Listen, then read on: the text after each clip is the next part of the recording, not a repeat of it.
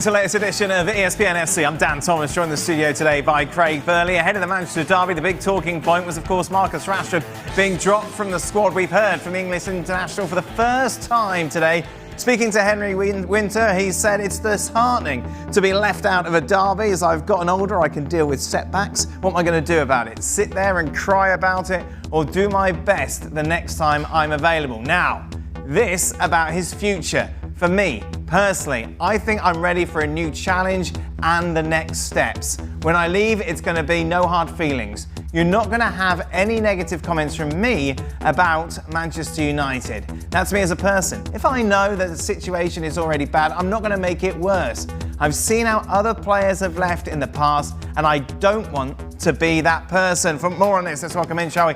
Frank Leboeuf. Let's start though with Mark Ogden. Mark, he said he wants to leave, he wants a new beginning, but where will that be?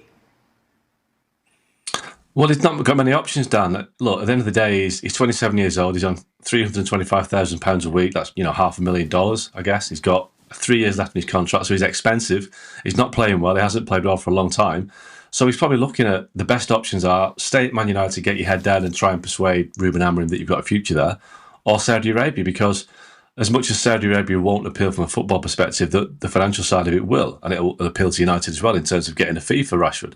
The European market isn't there. The Spanish league, you've got Real Madrid who've got the money to do it, but they haven't got the space in the squad. They don't need him. They've got this stack with world-class players. Barcelona haven't got the funds or the inclination to do it. PSG is often rumoured, but they're going a different way now. They're going for younger players. They're not going for more experienced players on big fees and big salaries.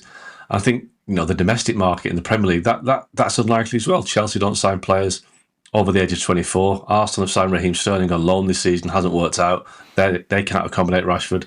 Liverpool, Man City, forget those two. Tottenham haven't got the money or the need for Rashford. So you're looking at Saudi Arabia, and that is a sad state of affairs for a guy who should be in the peak of his career, but his England career right now is in deep freeze, isn't it? He's not really going anywhere. So maybe going to Saudi Arabia isn't going to cost him his international career. So financially it'll work out for him.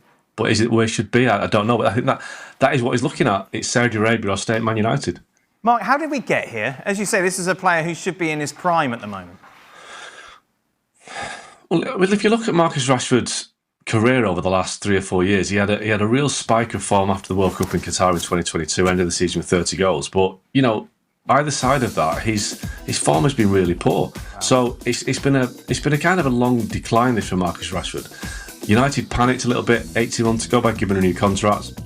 They thought PSG were interested. Their interest wasn't as firm as it seemed, and he's gone off the rails. His career has gone off the rails. He's had indiscipline issues with Erik ten Hag previously.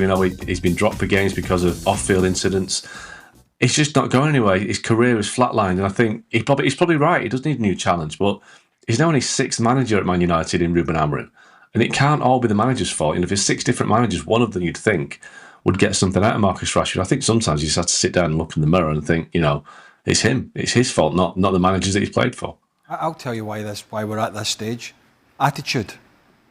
The only thing that's disheartening, and he mentioned disheartened in his statement,